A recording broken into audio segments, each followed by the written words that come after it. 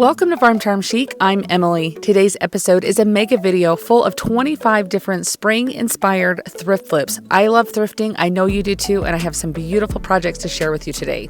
If you do like any of them, remember to hit that thumbs up, but there's a lot of them, so let's get right into the DIYs.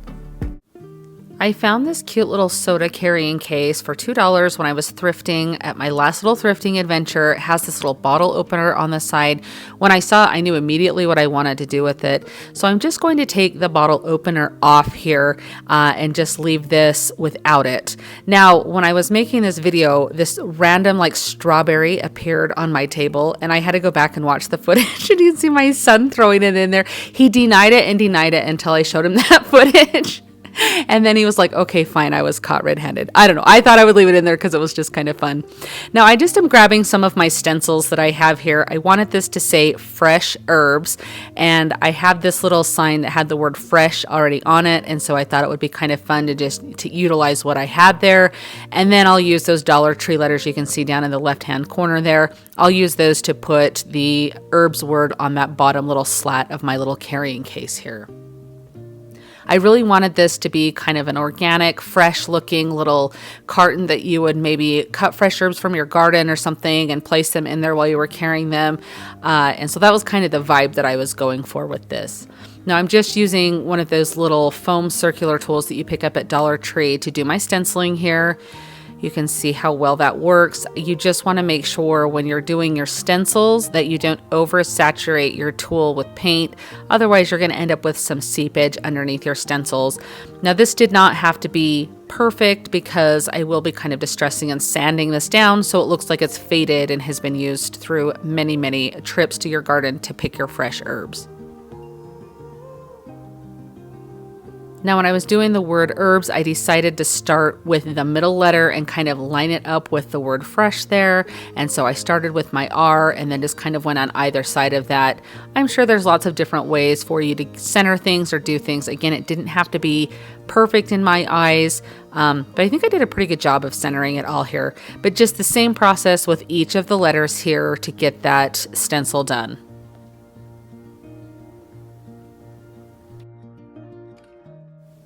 To distress this a little bit, I'm just doing a little bit of dry brushing with some white paint here. I will go and sand this so it won't look quite like so janky or anything. And I do take my fingernail file and I'm just filing all the edges here. And I do go over the words and the letters that I stenciled on there.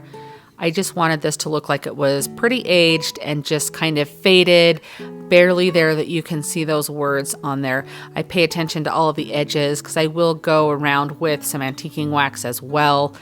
You can see I'm just putting that on a baby wipe and just kind of going over all of this. What will happen is where you dry brush that white paint, it will kind of pick up that antiquing wax since it's chalk paint, and it will kind of age the paint as well as the edges. I just put a little coconut liner in the base of this, just ripped one apart from Dollar Tree and shoved that in there, and then just took some of the greenery herbs that I had in my stash and shoved in there.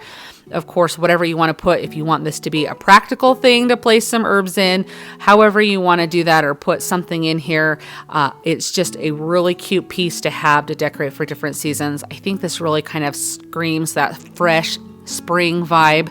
I just love this, and I think that wood tone and the herbs, the greenery, is going to be a beautiful addition to your decor to kind of freshen it up. What do you guys think of this one?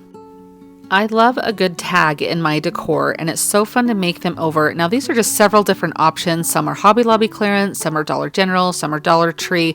This one was thrifted from my local thrift store, and it's actually the one that I'm going to use. I love the shape of it, and I just think it's going to be really, really cute. But you have a lot of options when it comes to tags. You can find the shape anywhere. You can even cut your own out. Now mine had this adorable little gnome that was more for like fall or Halloween time on it. I carefully took him off because maybe I can use him in something else, I don't know, but I definitely want to use this little circular like washer shape on it. Now it was pretty grungy, so I had to kind of scrub it and clean it and sand it all down. and I wanted to find a design to put on here. So I have these little labels that I purchased off of Etsy last year. I made my mom some dish towels for her kitchen with them on, and I really thought it would be cute to do one of those. And I found a darling one with some oranges and a cute little bird on there. And I just feel like bringing birds into my spring decor are a way that I can really keep that spring feel. Now I just taped some tissue paper down to a regular piece of printer paper. I put this through my inkjet printer with the design. I had measured it so I knew how big I needed to make it in my software. And I'm just going to cut it down, all of the excess edges off of it. Now I took a little piece of cardstock or just like a little packaging that I cut out to be the exact same shape as my design because I want to put some stamps down, but I don't want the stamps to show behind my design. So I'll kind of show you what I'm doing here. I'm just going to take, you can see my blank square there. This is kind of like a mask or a shield. And I'm just taping it down with some Scotch tape, and I'm going to put some stamped designs around here. So that way when I take off that square piece, it's going to be completely like blank in that area. If that doesn't make any sense, just keep watching. I promise you'll see exactly what I'm doing. So I remove my stamp here, and just be careful when you're using stamps and you have a mask or shield like this that you're making sure to push down really well on the area right around the edge of your mask. That way you can get your stamp design right up to the edge. So I'm using a couple of different bird shapes and a couple of different floral shapes on here. And I just go around, and there's no rhyme or reason to this. I'm just seeing where there's an open space, where it looks good, using like half a little bit of a design on a corner or an edge. I wanted this to almost look like toile or a stencil or something, just kind of a fun little background.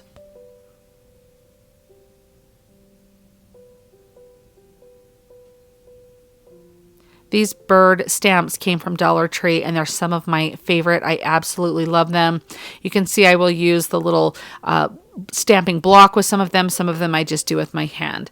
Now I wanted this to be a little bit faded because that black ink is a little harsh. So after the ink is completely dry, I just sand a little bit of it with my fingernail file. Now this is just a little finger dauber that I picked up at Hobby Lobby with some antiquing wax. I'm going to go around the edge here. The edge has been sanded, and so it really soaks in this antiquing wax, giving it a little bit of definition.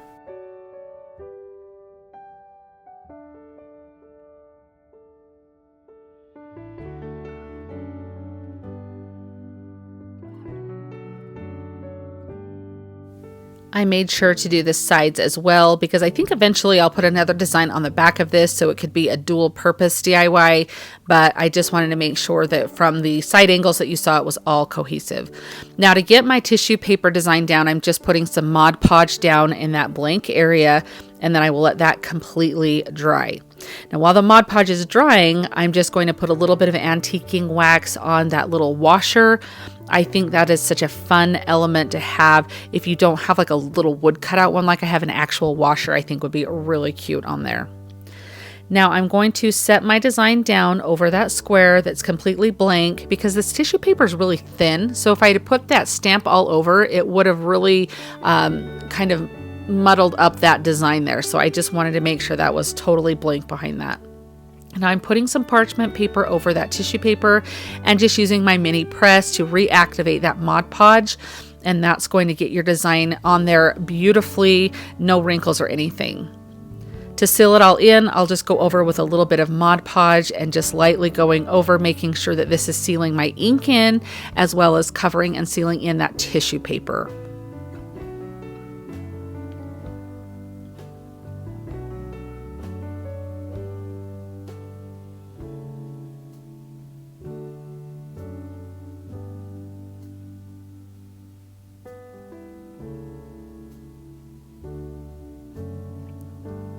Just using a little bit of hot glue, I'll go ahead and attach that washer right over the hole.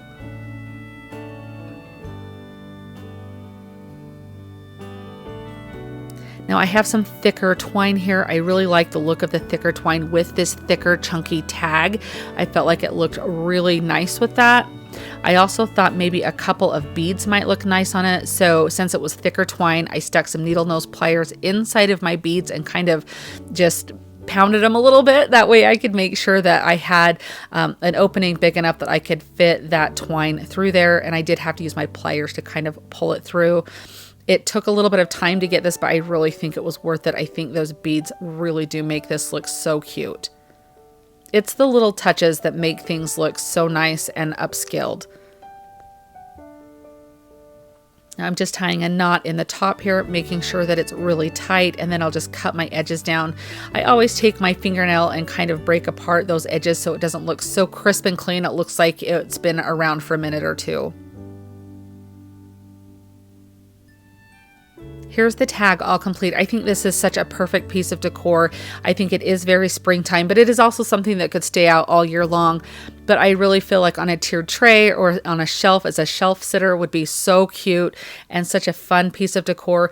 Even making items like this to sell, I think these would be good sellers. I just really think this turned out so pretty and elegant. What do you guys think of this? Did you guys like how it turned out? You'll have to let me know down in the comments if you like decorating with tags or not. I think they're so fun and such a little versatility that you have to make them for different seasons and different times. I just really love them.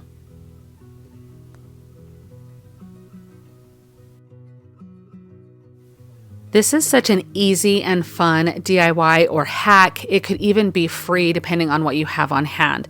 I wanted to have a spring type of book stack, so I just went through my books and found some that had some covers that were kind of spring cheerful colors. And then I'm just taking some spring colored scrapbook paper to use to make little dust jackets for these books here for this book stack. So I picked kind of a green colored one, a florally one, and then one that had some vintage labels on it.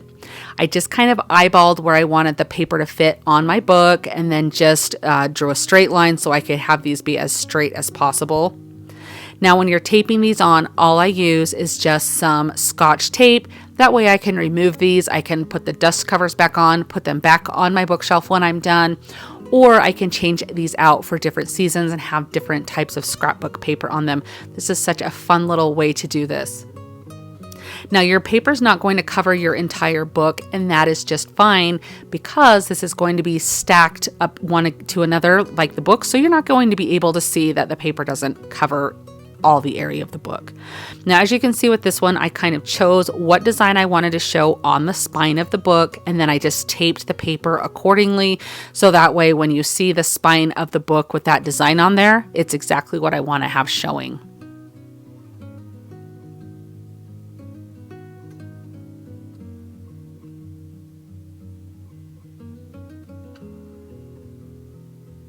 This is also something you could keep in mind when you are maybe thrifting, looking for some books with some specific colors to their cover, or maybe antiquing. If you're anything like me, you may have a whole ton of books in your house that you could look for to do this with. I just found some that was like a gray color, a turquoise color, and a white color. Those were honestly like the most springy colors that I could find to use. I had one extra, but I ended up not using it because I liked the 3. But you could do a stack of 2, you could do a stack of 7 or 8, however many you wanted to use. You can see here the spine of mine, how they look. I think they look super cute, super springy and fresh. And then I'm just taking some ribbon to tie my book stack together.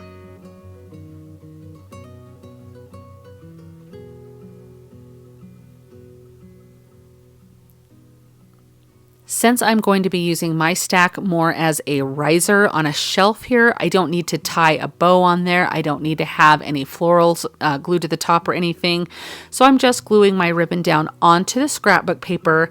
That way, when it's time to remove the paper from these, the books are not damaged. You can return the dust covers, put them back on your bookshelf and move on, or you can easily change the ribbon or paper out for different seasons and different holidays.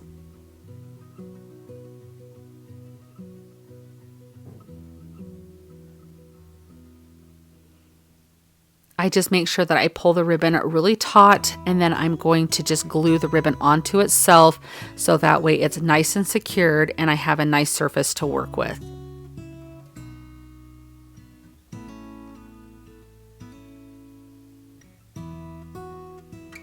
So here's what it looks like from the top that you'll be able to see. So that top is completely covered there, and those are the spines of the books there. and then you'll just use it to stack some things on there and have as a beautiful shelf sitter. Such a fun and great hack. Again, you probably can just find supplies around your home that you have to do this with and make a beautiful stack for, like I said, you can use this for different seasons or different holidays. My mind is already going with ways to do this for like 4th of July or fall or Christmas, and just have a fun way to display these. What do you guys think of this hack? Do you like it? Are you going to try it? Speaking of books, I am always looking for book recommendations. If you have a book that you've read that you absolutely love, let me know down in the comments so me and other readers can look through the comments and find some good book recommendations. I picked this darling little yellow bird up at a thrift store, and honestly, I don't remember paying $8 for it. It must have been a half off day because I really don't think I would have paid $8. Maybe I did. Anyhow, we're going to make him match my decor because I don't have anything this bright yellow. This is a really bright yellow, even brighter than what it's showing on camera here. And it's so nice to be able to pick up pieces that you love the shape of and be able to change them to match your decor. Of course, it's always convenient if you find the piece and it's already your color. And I know somebody's going to comment and say, oh, why did you paint that yellow bird? He was adorable. He is, but it's going to look really weird in my house with just one yellow bird. So I'm just painting him to match the decor. And I do that with just some white chalk paint. And I'm just using the folk art chalk paint here, and I give a very light coat on the first coat, a very light layer, and then just kind of build on that. It takes about 3 coats to completely get the coverage on this little guy that I need. This little guy had a beautiful finish on him where there was pieces like on the wing and on the beak and on his little tail that had looked really distressed, like almost like the yellow glaze had not gone on those areas. So I was trying originally to sand those areas to have them peek through. The problem is it was very sporadic and I was starting to get that yellow paint to pop through. So it takes me just a minute to figure this out, and I keep sanding because I'm like, I just don't know what really to do, and I was going to wait and see what it looked like in the end. So stick with me because there's a little process here that I go through to get this to how I like him in the end. But I take some burnt umber, just the cheap little apple barrel acrylic paint that I pick up at Walmart or anywhere that sells like acrylic paint. You can find this color. And I just am kind of lightly going over those raised areas. So where all that detail is on his tail and his wing, I'm just going over that with kind of a dry brush, a little heavier. You can see I'll swirl it in the paint and then kind of swirl it off the brush so it's not super heavy. And then I just kind of go over all those. And I'm going to go back over them with some white paint. So I'm not super worried about it being like the way that it looks right now. Because if you look at it, you're going, that's hideous. There's a lot of paint there. So just kind of watch and see how I do this. And it's kind of a process of going back and forth. But it has such lovely detail on here that I really just wanted to have that, enhance that, and have that show. Otherwise, it's just going to look like a unfinished like ceramic bird. And I did not want that. So I'm going over lightly, just dry brushing with the white to go over those little raised areas. And you can see it's just going over that brown, and it covers it, but it still pops through because it's such a light coat, but it just tones it down and makes it have that really rustic look. And I liked the way that it was looking, so I got my brown paintbrush here, and I even go over his little face because the details in the eyes were there, and I just wanted it all to kind of pop.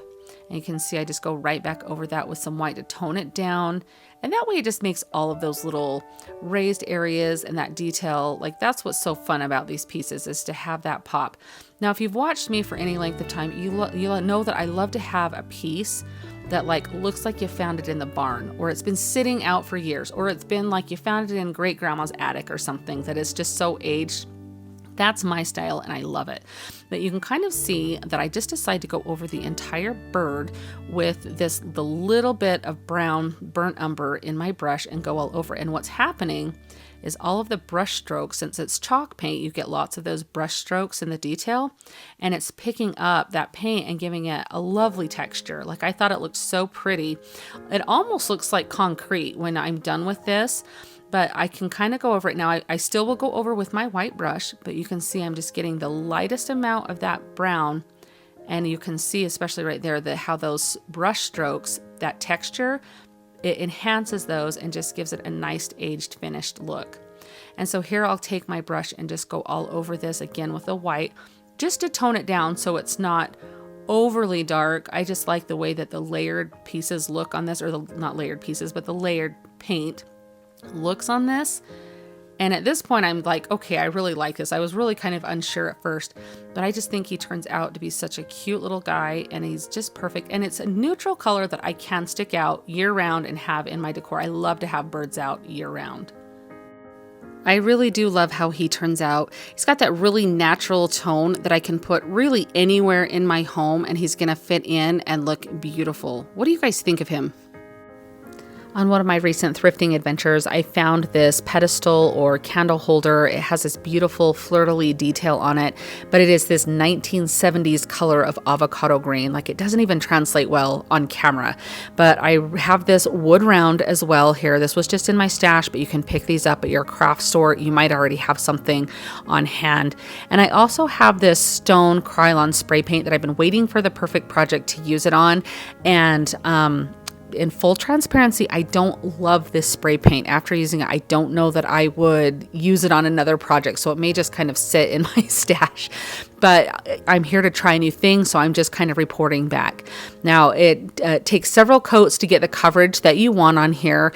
Maybe I should have started by painting this a base color. I don't know, but I'll have to just kind of show you what it looks like in the end.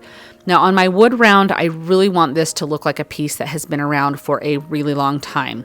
So I made sure to kind of sand the edges so it kind of gives it a rounded look. And then I'm also going to beat the heck out of it with some pliers. I really want this to look like maybe it was a cutting board type of wood that has just been around for a really long time, something that you found off of the farm. I really wanted it to have this vintage, old world type of look to it. So I really do just kind of beat this up with a couple different pliers. And then when I take my antiquing wax, you'll kind of see what happens. So I'm just going to place that antiquing wax down, and with a baby wipe, I'm going to go over the top of it here, just kind of like we're staining it. And you can see all of those little pock marks that I've made there and all those little scratches. You just want to make sure that your antiquing wax goes into each of those. That's what's going to give this the really aged look. Now here's what our pedestal looks like with that paint on there. It bubbled up in some areas, not in other areas. I don't know. It wasn't my most favorite. I feel like you can do a lot different techniques that I like better, but for the sake of just showing you guys what it looks like, I mean, it looks fine, but I'm not going to be rushing out to buy that paint again to do another project with. So I'm just using some E6000 on here. You can use whatever adhesive you like. I'm letting this sit overnight, so I didn't need like the hot glue for like that immediate hold here. I just ended up setting some heavy stuff on the top of it to kind of clamp that glue down. So I'm just strictly going with E6000 for my glue. And as you saw, I did kind of sand around the edge to get a clean area of the ceramic to adhere to the wood. Now to center this, I'm just turning it all upside down, and I'm just going to kind of place my pedestal down, and then I just kind of turn it a little bit, make sure that I'm kind of even from the sides here. You can measure if you would like. You can do whatever method you would like. I just do the eyeball method. I just wipe up any excess glue that might have seeped out from that E6000.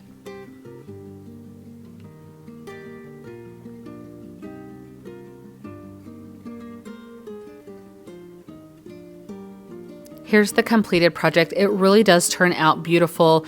Again, I think you could save yourself some time. It took forever for this spray paint to dry. So I think if you were to just use some chalk paint on a thing that you get like this, you can kind of see it bubbles up in some areas, not so much in others. So I didn't love that. But I mean, I still think it turns out beautiful. I will definitely use this piece in my decor. Has a very fun farmhouse, French farmhouse vibe to it. And so I really think it's kind of going to be one of those staple pieces. But again, you probably could get the same thing from just using some paint. But what do you guys think about this? Do you love how this turned out? I found this little stack of like blocks, not quite like a stack of books, but I got this at the thrift store and I thought it was in really good condition. But if you don't have something like that, one of these little book stacks like this would work from Dollar Tree, or even like one of the little crates that you can paint to look like a book stack. You don't have to have this exact piece, but the fundamentals of this idea are all the same. So you can definitely use this to what pieces you do have. So my original intent was I'm going to sand off all of this cute, I mean, it's a cute saying and everything. It's just not something that doesn't match my home or anything like that. And I wanted to kind of have more of, when you're a creator, you just see things and you just want to make them your own. And so that's kind of where I'm going with this. So I'm just sanding these off and they actually come off really easy. Now, when I sand for projects like this, if you guys have watched me, you know, I love to use fingernail files and emery boards. I buy mine in bulk on Amazon. I will leave a link in the description box, but guys, any emery board's going to work fine. Pick them up at Dollar Tree if you would like to. But they just get into all those nooks and crannies and everything, and they work really well. Now, this piece was like one of those magical pieces because when I sanded off the design, the paint job still looked beautiful. And so it was a really easy piece. I didn't even have to end up painting this. However, if I did, I would have just used a light white cream color or something of any kind of chalk paint. And that's how I would have just gotten it. So if you pick up like a book stack or you have something else and need to paint it, just any kind of chalk paint. I went around and sanded the edges to give it a little bit of a rough farmhouse look. And I'm just wiping with a wet paper towel off any dust or anything that might be left. Now, I did purchase these stencils from Essential Stencils, and I have used some of their stencils before in my videos, and I do really like their stuff. This is not sponsored in any way. I was just very impressed with their stencils that I used, and they came out with these they have like a spring and Easter line of rub-on transfers, and I thought it would be really fun to try these. Now, I don't feel like they're quite as expensive as like the IOD transfers, but when you look at all the transfers that you get and kind of divide it by the size of the Dollar Tree transfers, I feel like you're not really that much more. You just have to buy them all at once. So, but any kind of transfers work. Amazon, you can get some rub-on transfers for very inexpensive. Pick ones up at Dollar Tree. I just feel like Dollar Tree hasn't really gotten any new ones in that I've used or seen, at least at my Dollar Tree. And so I thought this was fun because it was something a little bit different. So I'm just going to pick out a couple of these cute little flower stamps. I thought that would be really cute on here. And my original intent was to do 3 of them across this little stack of blocks. Now I quickly realized once I cut these out, and this is just how you get these off of their little sheets here or separated, you just cut in between them here. And I just cut them down to size. But when I go to place this on here, I'm realizing it's a little bit bigger than I thought. It was kind of one of those like, oh, I didn't really calculate very well. So I thought, well, 2 would be kind of cute on there, but you know, it's just kind of a matter of personal taste, or even if you had like a couple of these blocks or book stacks together, you could probably do one of the bigger transfers on there, would be really beautiful. So I get a couple of littler ones on here, and I just kind of pick out my favorites or the ones I want on this project. And I end up doing 3 across. Now you could leave them like that, all just kind of in a row like that. I do end up pulling that first one up to the top and moving that other one down to the bottom just to have a little bit of a staggered look for visual interest. But again, you're going to do what works best with whatever you like and what looks great to your eye. It's so fun as a creator, just kind of wanting to make things your own.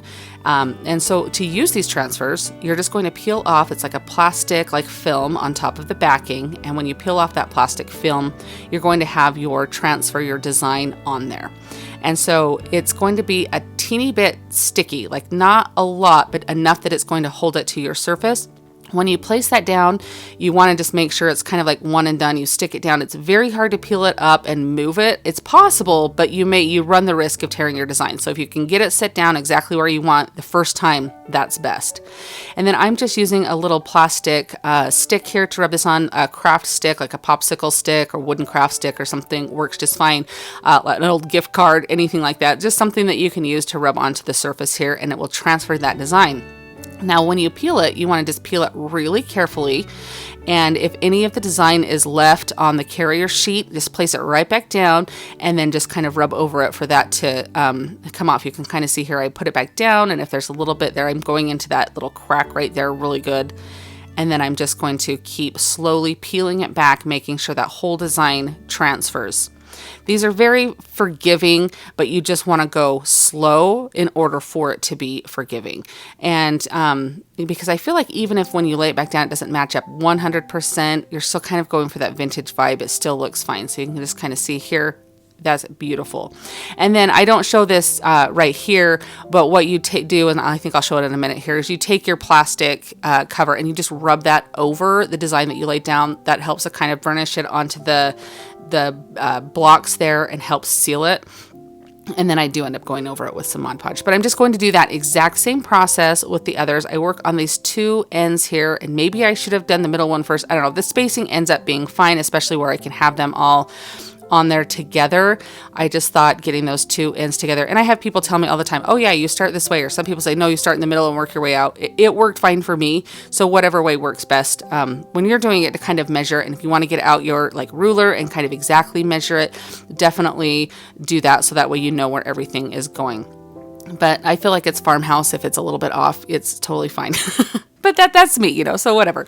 Anyhow, so same process here, just kind of rubbing those down and then just gently peeling them back. And it's very simple. I feel like this is a fun project if you have grandkids or kids or somebody that you want to do this with, or something, a project like this. This is something that is perfect for them because they're able to do it very simply. It turns out very beautifully. Even like a very beginner type crafting project, you have that success rate of, oh my gosh, that was really easy and it's done and it looks beautiful. One trick to do here is use a brush to tap down into the middle of like your separation, like little cracks right here, because if the design doesn't push down all the way there, that's one way to kind of tap it down into all those little nooks and crannies, and it looks great. And it's like a really nice trick to do that.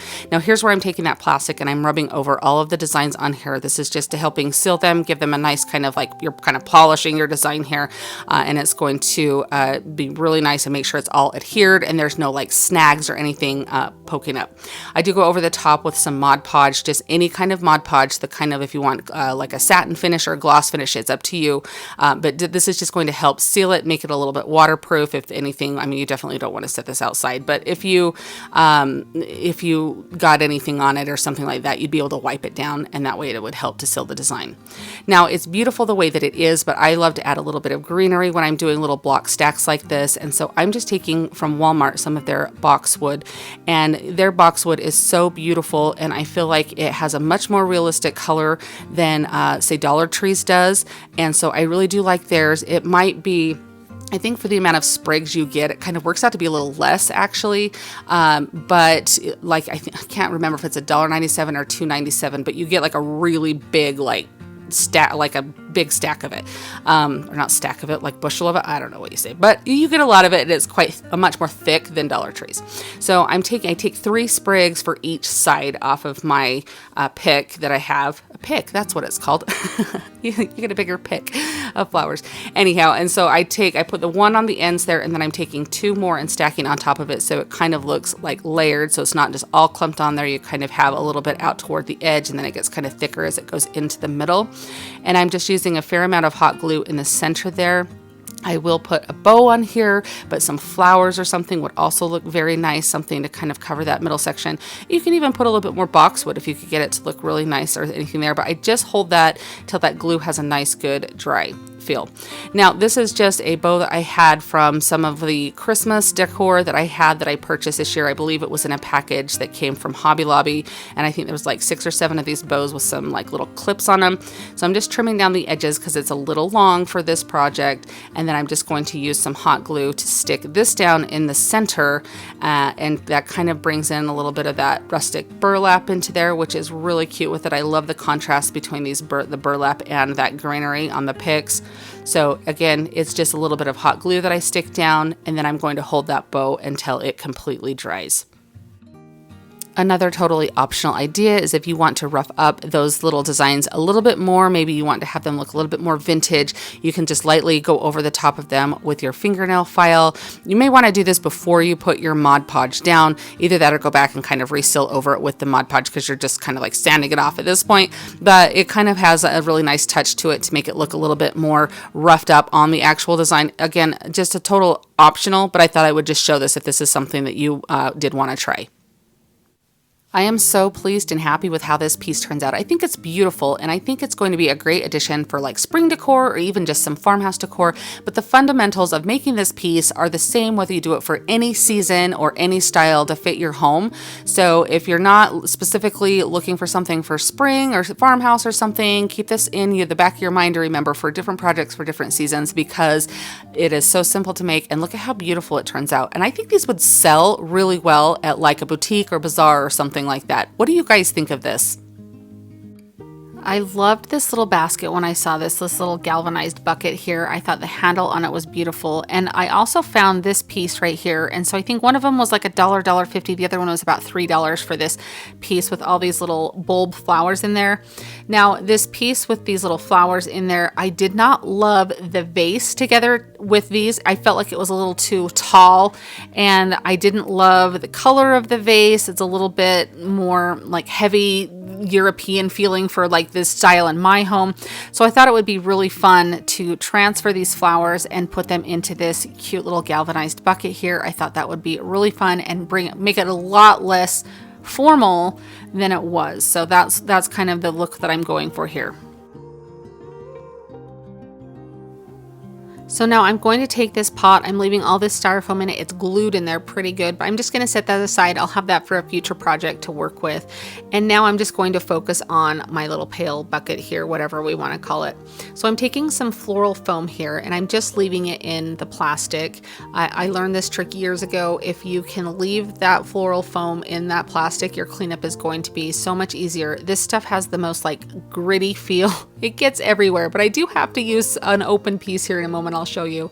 But I'm just rolling this around on my table to kind of smush down the edges so that way it will fit into my bucket here. I just want there to be a flat surface all the way across, because where I have the bottom of these flowers is a bulb, I wanted them to be able to be seen and not like be down into the bucket at all.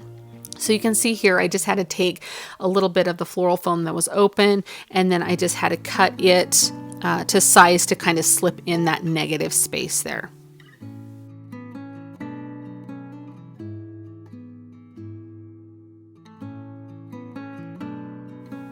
I really did love that these flowers, and I don't even know what kind of flowers these are. Even looking at them right now, I can't. You guys, if you know what kind of flowers these are, let me know down in the comments, because I can't tell. They don't look like buttercups. I'm not really sure, but they're beautiful, whatever they are. But I just love that bulb look to them. And as you can see kind of at the top of my screen there was also like some faux like roots that came that I can kind of have draping out of this, which were so cute. I just loved the natural feel of all of this. So I have a very specific like way I'm putting these in. I have like a specific front and back, and I'm trying to put like the largest kind of in the middle and taper them down so that way it looks very uniform. You guys have heard me before in here. I'm not a florist. I've had no special training. I just do what looks good and feels good to me and where it's going in my home. Yours may look completely different than how I do mine. But I will tell you that I spend so much time right here doing this, and I have to undo it in just a moment. So what I do to cover up that floral foam is I have a bunch of moss that I purchased at just the craft store. And this is where I'm realizing that my bucket handle was on different. So I have to take everything out, flip the bucket handle over, because like I said, there was a specific front and a specific back, and I wanted that handle to be seen in the front. So I had to kind of take these out. But I have some moss, different kinds of moss in a bag that I got at Hobby Lobby, and it looked kind of almost like dirt to me. And so I'm using that along with some reindeer moss that I got at Dollar Tree, and I'm just going all the way around this entire surface of the bucket on top of that floral foam and covering everything so you cannot see the floral foam and you can't see like the fact that they're like fake flowers, like it leaves the bulb there, but I kind of even tuck that moss underneath them. And I just use a little bit of hot glue as I go along doing this. And I even use like a bamboo skewer to help me put everything down in between all those little hard to get areas, and that way I don't burn my fingers, and it's really nice to get that reach in between all of the flowers. I really love how this came out. This is a look at everything when it's all finalized and together. I really love the informalness of that pail there, like the galvanized metal. I loved how it was already distressed like this. It kind of has that nice little farmhouse feel to it, Euro cottage look. It feels like you did just kind of take these and planted them in this little pail and oh, look what grew up here. I just think it's really cute. And this would be, it's neutral enough that it'll match a lot of different decor styles. And I think it's going to be so cute in my home. What do you guys think of this? And if you know what kind of flowers these are, let me know. Isn't this little basket just the cutest? I picked this up at the thrift store, and since it was chicken wire on it, I just thought this will be the perfect little basket to do some eggs. Now I have this Hello Hobby chalk paint that is sage colored, and then I'm using some Dixie Belle vintage duck egg, and I love this vintage duck egg color. It is my one of my favorite colors, and I love this paint. I have a lot of people ask, is it really worth it to invest in the Dixie Belle paint? Yes, it is. I usually end up doing 1, maybe 2 coats. On other brands, I have to do 3 or 4 coats. So the coverage is very good. Now, this sage right here, I'm like, this is really dark. This is not what I remember my sage color looking like. I remember being so much brighter than this. So I did realize later on that I had this Folk Art Sage chalk paint, and this is the paint I thought I was using. Now look at the difference here, you guys. They're both called Sage, but they're 2 very different colors. So this is the color I love. I feel like this color is close to the vintage duck egg, but obviously a little brighter, a little more green tones to it. So if you don't want to invest in the Dixie Belle, the Folk Art Sage is a very close kind of match or in the same ballpark. Now I'm just taking some antique wax here and a stencil brush, and I'm going to speckle these eggs here. And if you have a toothbrush or a wire brush or something really stiff bristles on it, that's probably the better route to go. This still did have a little bit stiffer bristles than just a normal brush, but it took a little bit more effort than I would have liked to have gotten the speckles on here. I love the color of these eggs. We've had chickens before that have laid eggs in this kind of colors, and these totally look like eggs we would have gotten from them. Now, while the antique wax was still wet, I came in and I sprayed them with a little bit of water. I'm not sure I would do this again. I was kind of just going for a vintage. I saw a picture on Pinterest with some eggs that looked like maybe that's what they had done. So I did that, just kind of made the little specks kind of run and kind of things on there, which is kind of the look I was going for, but it definitely is not necessary. Now I'm taking some moss here to put into the bottom of this cute little basket, and Spanish moss would work fine as well. However, as I place this in here and I go to lift this up, I'm like, oh, that moss is getting everywhere because the bottom of this basket is totally open.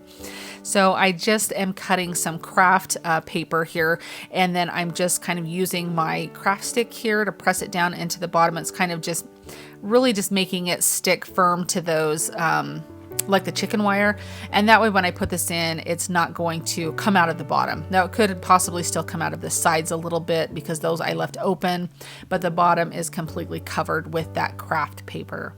So now that my eggs are dried, I'm just going to arrange them here in this cute little basket, and I have 3 of one color and 2 of another. I don't know that 6 eggs would have fit very comfortably in here. Usually you see eggs in 6 or 12, I know. I felt like 4 was too few though. When I was kind of testing this out, I was like, I don't love that. So I went with 5, and this is how I arranged them. So I probably could have had another one and set on the top there, but I didn't have another blank egg to paint. So I kind of just went with what I had. I did grab a little bit of Spanish moss to tuck in between the eggs to kind of fill in that little empty gaps there.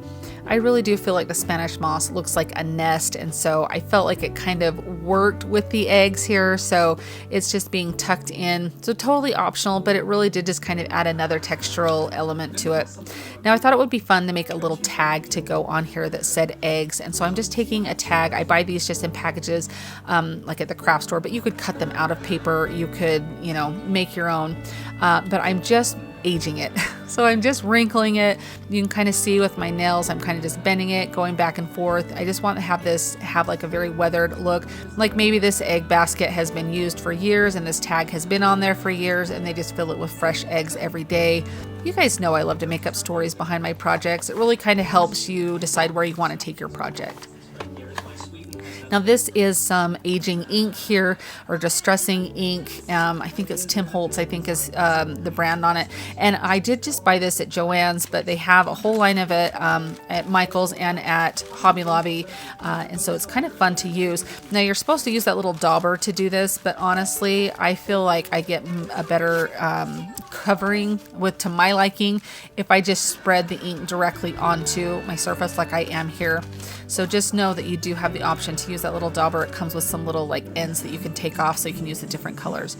Now I've got this all like it's tea stained almost, and I'm going to go over with a darker color, and you can kind of see that all of those little ridges of the creases that we made, it's going to pick up this darker color, and I'm just lightly spreading this over the tag, and that's going to make all of those little wrinkles show up.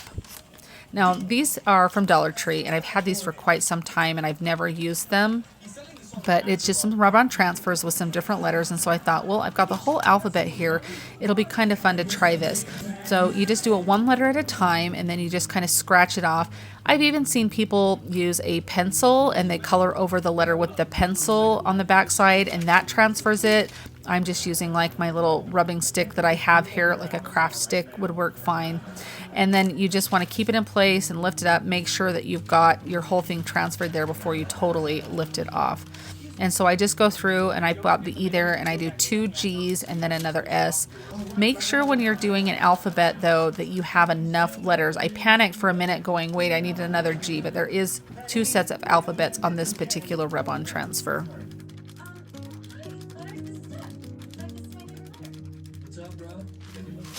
I really love this font. I think it really fits in with the vibe that I was going for. Now, I didn't have any numbers, but it would have been kind of fun to be able to put like a little price or something on there. I think that would be kind of fun. But just having the eggs on there I thought was really cute. Now I'm just using a little bit of twine, and I'm just going to tie this onto the handle here so it just kind of hangs off there. Really cute. I just thought this was so fun. I love that vintage color on the paper with those colors of the eggs. To me, that just is such a wonderful combination. The perfect of like vintage feel, I guess. Anyway, look at how beautiful and cute this looks. This truly is something you could leave out year round. I mean, yes, I made it for Easter and I'm calling it an Easter DIY, but honestly, in your kitchen, on a shelf, like in your china hutch or something, this is something that could stay out year round, and I think it's absolutely beautiful. Did you guys like how this one turned out? I love looking through the seasonal sections at the thrift stores and finding all the fun finds. This little tin spoke to me and I thought it was so cute. However, I wanted to kind of leave. I like the season's greeting on the other side, and I may do something with it for Christmas, but I kind of liked the back side. I actually liked that seam coming through, and I have this little stencil from Dollar Tree that I thought would be so cute on here. So I am just wiping this up. Now this was not actual rust. I think it was painted to look rusty like this. So it wiped up really well, and I just taped down this stencil so I didn't have to hold it with my fingers. That way I could sit here and do everything I needed to get this stencil transferred on here, but not have the stencil slipping from side to side or anything. So I just put a couple little pieces of painter's tape on there. Now I'm just using a stencil brush from Dollar Tree. I'm just pouncing up and down in a motion. I do a little bit of swirling. Somebody mentioned to me that works pretty well. So you just want to make sure that you don't have a ton of paint on your brush, because that's when you start to have that seepage that comes with going underneath the stencil and creating all that mess that you really don't want there. So you can kind of just see I'm going like around in a little bit of a circle or a pouncing motion, either way, just making sure that all of those areas get covered. Now when I'm doing this, I do let it completely dry and I do a second coat because I wanted that to be a little bit thicker on here. I think it transfers really nice though. You can see when I take this off, I think it looks really good. I'm just trying to make sure that there's no places that I want to go back, because once you take that off, it's really hard to match everything up. But if you bend it down and there's a spot you maybe didn't get as well, you can kind of place it back over and touch it up. There was a little spot on the edge you could see that I needed to wipe with just like a wet paper towel or a baby wipe to get off, that I kind of had gone over on the side of the stencil. That cleaned up really, really easy. Now I'm just taking my emery board. I love using fingernail files for distressing and sanding because I love how easily you can handle them and they get into the little small areas. Now, I do want to just let you know that obviously if you want to leave the stencil, just find how it was in the beginning. It looked beautiful that way. I love pieces when I'm making them to look like they have a history. They've got a good story to tell. There's something that's been around for a little while. So that is part of why I love distressing pieces. I know it's a matter of personal preference. I feel like I probably am a broken record saying that over and over, but every time I distress anything, I will have somebody comment on, oh, you ruined it. That's fine if you think that. I mean, that's up to you, what you do with your distressing on there and whatnot. So now I'm just taking a little bit of green paint here. This is like a eucalyptus color, I believe is what it is. And I'm just smearing a teeny bit. I wanted it to look like it had a patina, like it's been aged, has that history, has a long story that it's just been left out somewhere. And I just go wherever I feel, just so lightly. And then on the edges when I do it here, like I do it on the little wires that go up over to here, you can see on the edge there, just to make sure, or just to make it look like it's been sitting out for years and years. And I'll even rub some on the sides here. And when I do that, you can see I dab it down on the paper towel, and I'm just using my finger here.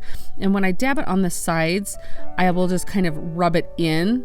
Almost, I mean, you barely can see this, but it's just enough to make it look like it's like actually aged like this. So I think it turns out really good. Completely optional, but I just really love how that ends up looking with that green touch on there. Now, of course, we just need some flowers. I'm just digging into my stash for these. I have just so many different florals sitting around. So whatever you would want to put in here, you could definitely change it out for the seasons. Remember that on the back side of this, I've got that Christmas one. I can flip it over for Christmas time and have a cute Christmas one. And I don't know, maybe I'll redo that in one of my videos closer to Christmas, that I will update that side of it, because I feel like it did maybe need a little something extra. But look at how beautiful this turns out. I think this is amazing. I love the colors of it. I love the drooping flowers with that design on there. I just think it looks so vintage and farmhouse, something that you would just definitely find in the French countryside. Do you guys like this piece?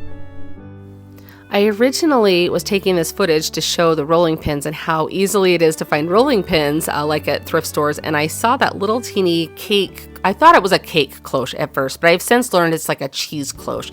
But I thought it was so cute, and such minimal work needed to be done with this. And I've seen a lot of pieces like this, whether you find just the glass top or the wood base. I thought I would grab this and show you because I have seen a few of them around, especially since cloches are so popular right now. You're starting to see them, at least like in the flea markets and things, you're starting to see those people pick those up and sell those a lot. And so I just thought I would show you how I decided to style this. Now this one was kind of tricky since it is like a cheese cloche and a little bit smaller. The dome is a little bit shorter. So I originally thought I was going to use that little wicker ball up on the left-hand side there, but I ended up not being able to use it because it's a little too tall. But I just took this little nest that I picked up at Hobby Lobby, and I just put a couple of little eggs from Easter in there with a little bit of wire to hold them in. You can see I'm fitting that on, and I'm like, dang it, it's not tall enough. I got to find one more thing to go in there. And this is me just trying it and going, okay, it really is too tall. There's no way I can do that. So, I mean, I maybe could have like tried cutting it. I don't know how I would have cut it down or anything, but I had just had a little cutout bird that I did on one of my videos that you guys loved, those little birds that I did. And I use them a lot in my decor. And I found this little piece of boxwood. This was just a leftover piece from Walmart on their cute little boxwood that they have that's such a great deal. And I kind of just bent the wire so it would kind of come around that nest. You can kind of see it's just going to rest on there. I felt like it just needed something other than the bird and the nest, and then that dome fits over.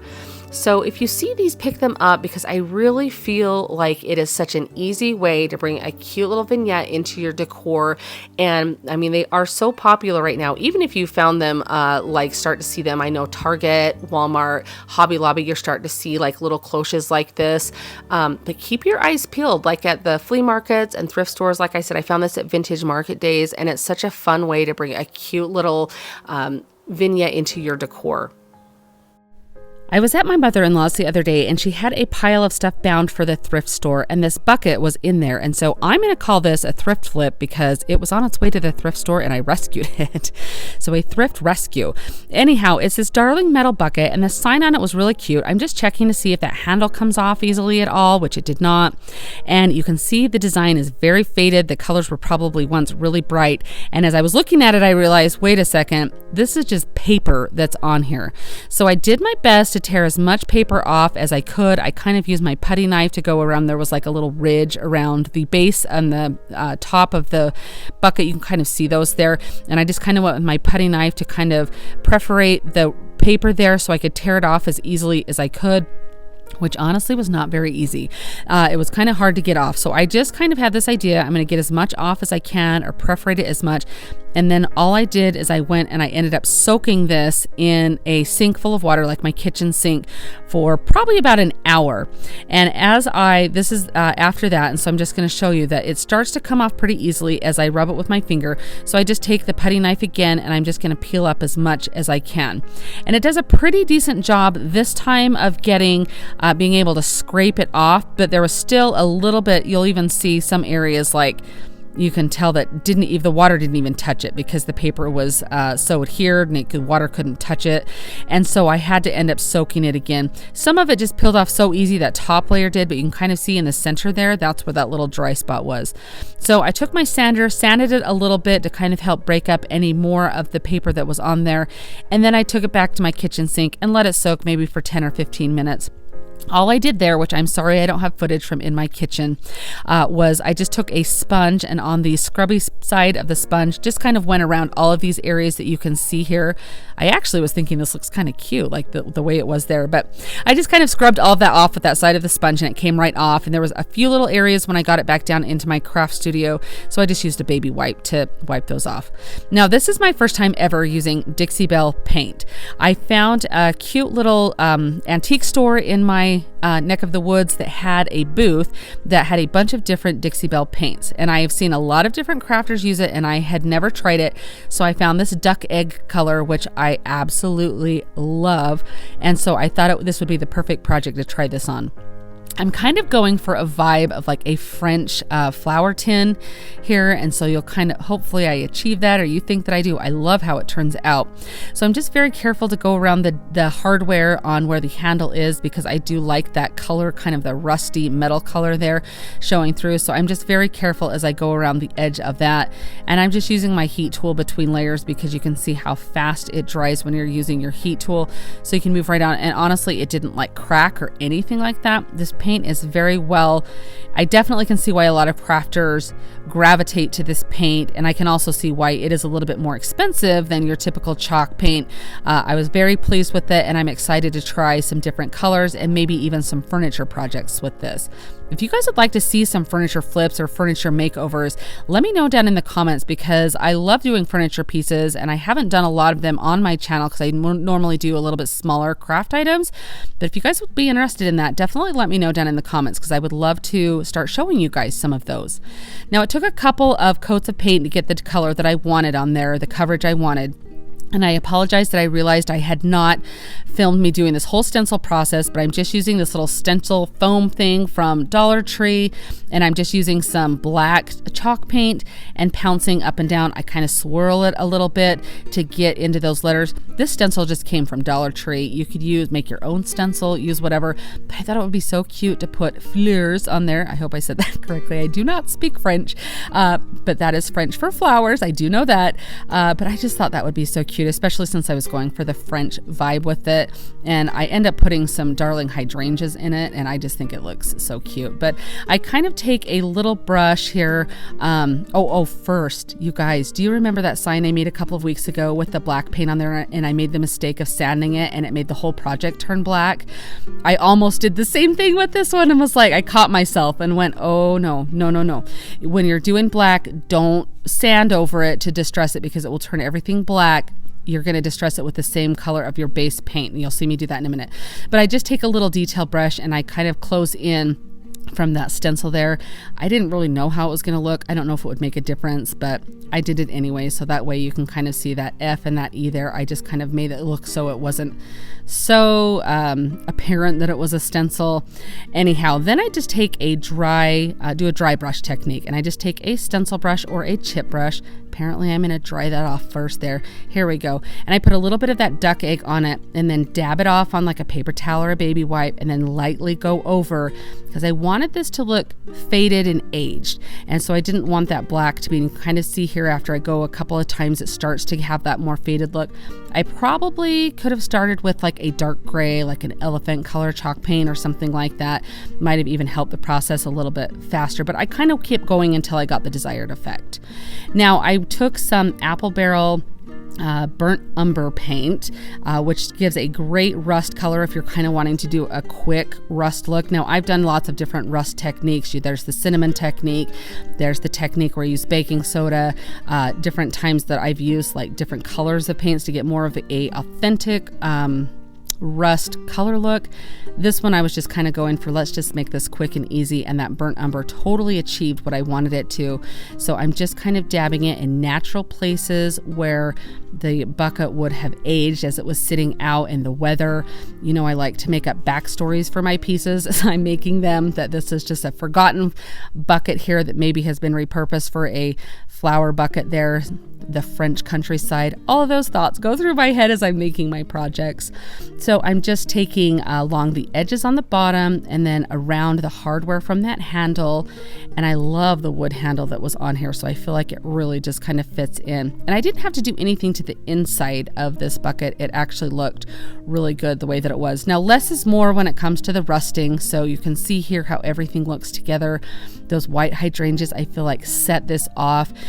You could even drill a couple holes in the bottom and plant a real hydrangea in there if you wanted to do that. This way I can use this inside or out, but I think this will look darling on my porch this summer. All right, I used the flowers from this pot in a earlier thrift flip, so I'm using the pot now, and it has this horrid styrofoam in it. It is that kind that breaks apart, and it's very staticky, sticks to everything, lots of little styrofoam balls everywhere. And I want to show you that as I was pulling this out, I noticed it had like some wires in there. So whenever you're doing anything like this, just be very careful. You never know what you're going to find, and you definitely don't want to cut yourself on anything. You can see off to the left, there was actually 2 of those in there. Now this styrofoam went to the very bottom of this pot. I just didn't want it around my home. I wanted to contain it, get rid of it, and let's move on from it because I hate this stuff so bad. So I just scraped down the edges here just to get everything removed from the pot. And you can kind of see it's just stuck to my hands everywhere. Now, in case you didn't know, if you are to mist this with like a little mister bottle, you can put your hands like over the trash and spray your hands down. It reduces the static electricity, and it makes it much easier to kind of work with when you're cleaning it up. So keep that in mind. Now you can kind of see here that I'm painting this white, but you can see the difference between the tone. That original tone is kind of a yellowish greenish undertones to it. I don't love the color, but I really just want to try a different technique. So on the second coat of paint, I go up and down with a sponge tool. I just want to reduce the brush mark so it has kind of an organic, natural look.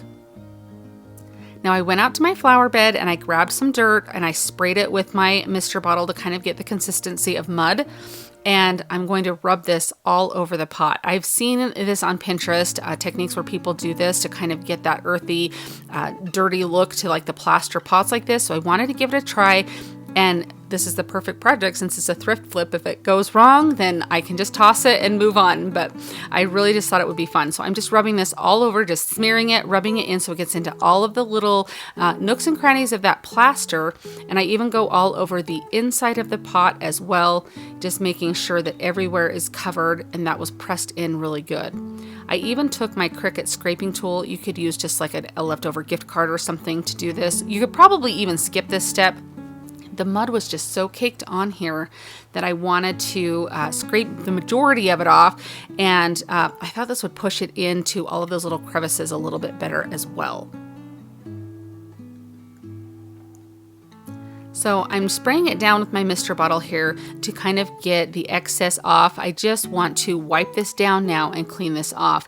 Now I go through this whole process and I realize there is an easier way, but I wanted to leave this in here because if you can't get outside to use like your garden hose and you're doing this like on a table or your sink and you don't want a bunch of mud going down your sink, obviously, I just left this in to show you that you can do this with a mister or a squirt bottle, and it works just fine. You can get all of that excess dirt off of there.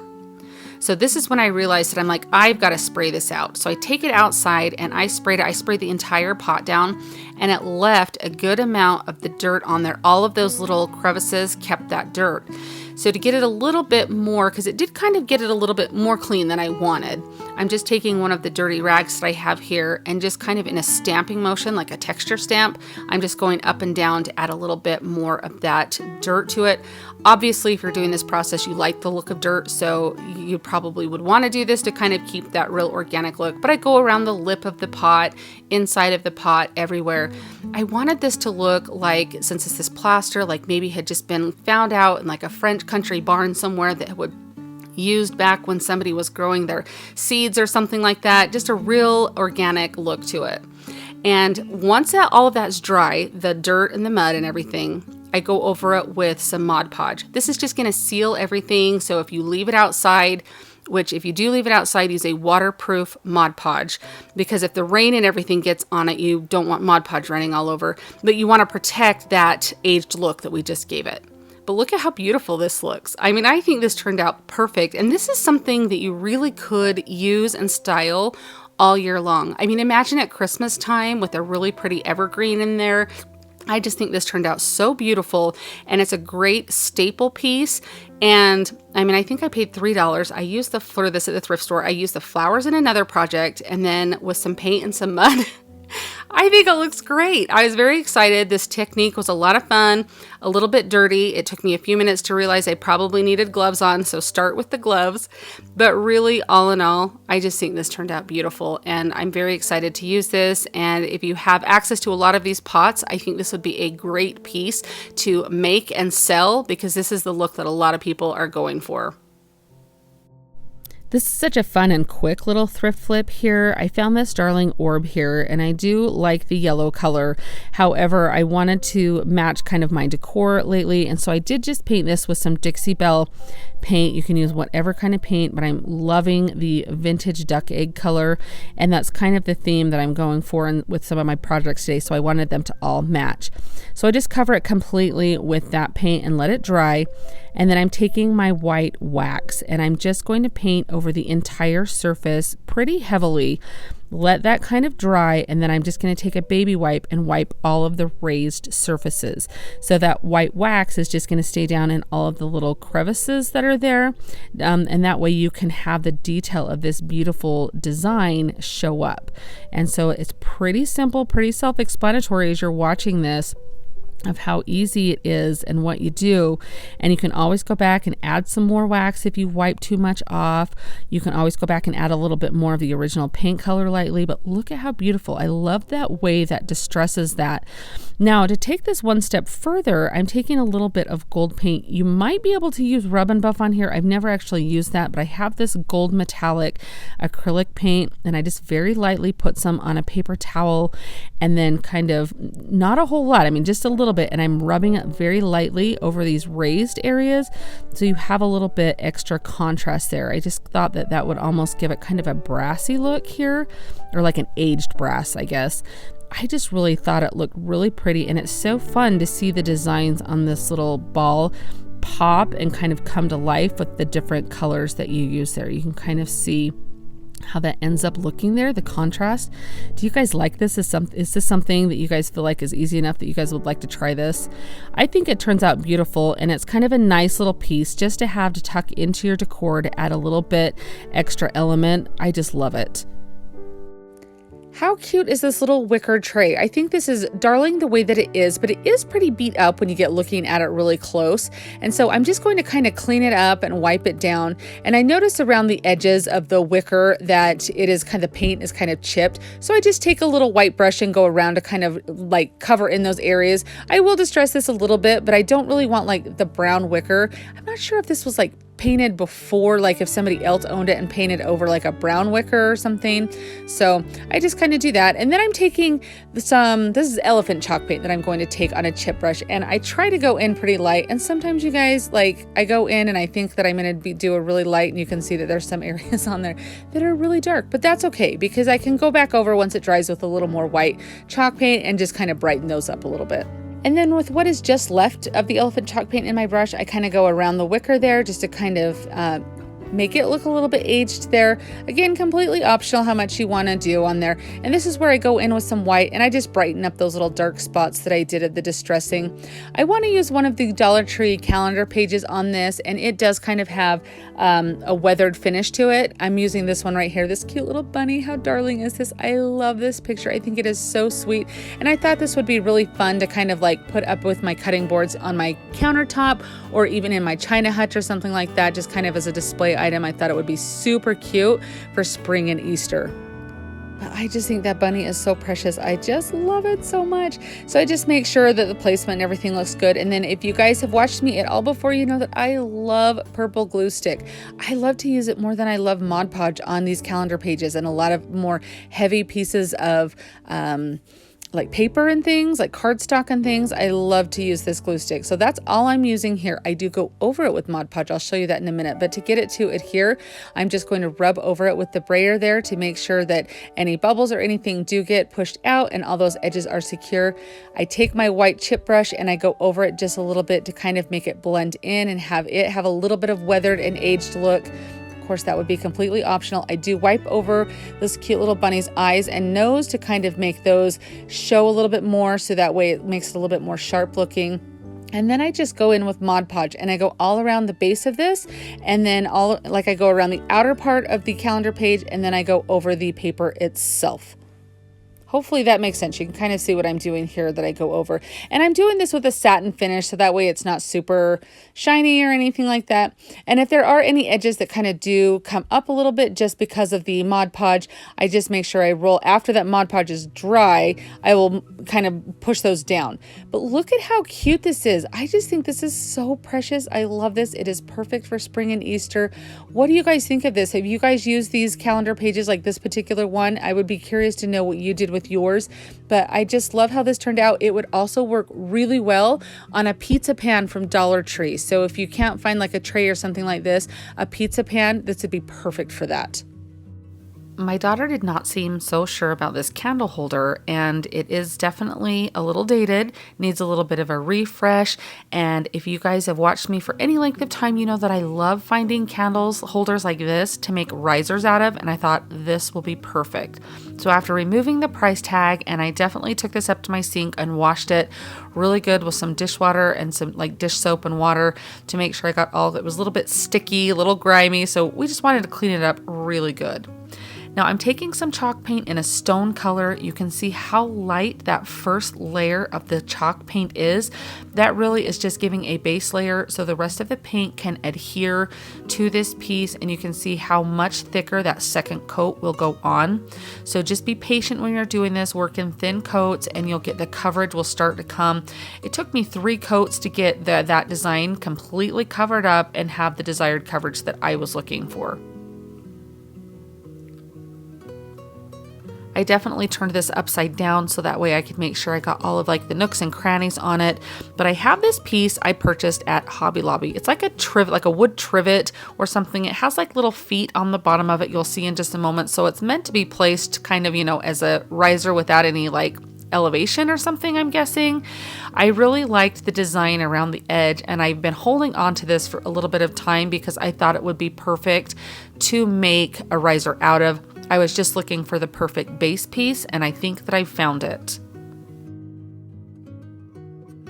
To kind of tie these pieces together, I'm taking that same stone gray color of chalk paint and I'm going around the really detailed edge of this.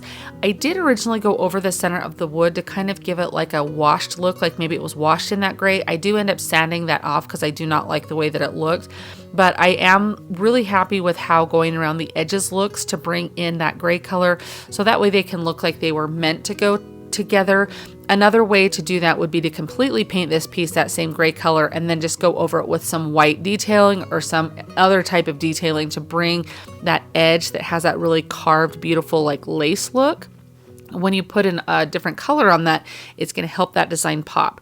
So I just went around swirling into all the edges of that, making sure that I got a lot of coverage. Now you can see as I remove the sticker from the back here, you can see those little feet that are placed on there. I just blast those with my heat tool and they come right off as well. So that way you're not going to be able to see them at all, but you can kind of see that it was meant to be like laid on a surface and used kind of as a trivet or something to be able to display things on. But it makes, I feel like it makes the most beautiful riser with that detailed edge that it has. So to make that edge pop, now that that gray paint has dried, I just lightly go over and just dry brush it. Dry brushing just means that you've dipped your brush in the color of paint that you're choosing. You wipe most of it off, and so you just have, it's almost like a dry feel to it as you go over that edge, and it's going to hit all of those high points and highlight that so that way you can see this beautiful design on the edge here.